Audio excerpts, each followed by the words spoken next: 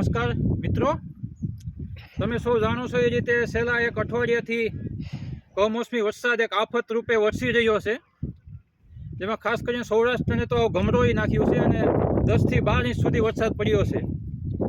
તમે જુઓ કે અત્યારે પણ આમાં આ ડુંગળીની અંદર પાણી ભર્યું છે. જુઓ તમે આ ડુંગળીની જુઓ કેવી પરિસ્થિતિ છે. ડુંગળી સંપૂર્ણપણે નાશ પામી છે.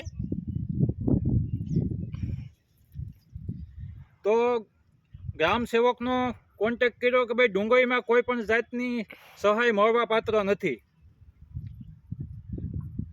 ડુંગળીમાં કોઈ પણ જાતની સહાય મળવા પાત્ર નથી, કારણ કે આ છે ડુંગળી એ ચોમાસું પાક કે નથી, આ શાળું પાક કહેવાય. તો અમે આ જુલાઈ મહિનાની અંદર એનું વાવેતર કરેલું છે. તૈયાર એકદમ પાક તૈયાર થઈ ગયેલો હતો. તમે જોવો છો અત્યારે શું પરિસ્થિતિ છે એ આ જોવો તમે.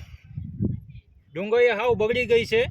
હવે આને કોઈ લેવા તૈયાર નહીં. આની અંદર સીધું હવે રોટાવેટર જ મારવું પડશે, બીજો કોઈ એનો રસ્તો નથી. તો ગ્રામ સેવકનું એમ કહેવાનું છે કે આની અંદર સહાય મળવા પાત્ર નથી. આ છે એ ચોમાસા પાકમાં આવતી નથી. તો મારે સરકારશ્રીને એક અનુરોધ કરવો છે વિડીયોના મારફતથી કે તમે જો અત્યારે પાઉંભાજી કે એવા કોઈ મનસુરિયમની અંદર લીલી ડુંગળીનો મોટા પાયે ઉપયોગ થતો હોય છે, તો એ ક્યાંથી આવે છે? તમે પણ લીલી ડુંગળીનો તમારા રસોડાની અંદર ઉપયોગ કરતા હશો, તો એ ક્યાંથી આવે છે?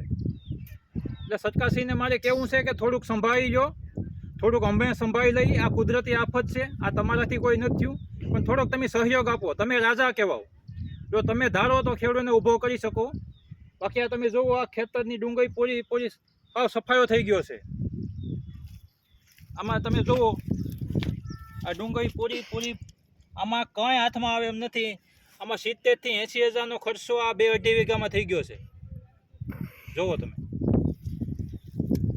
આ જુઓ.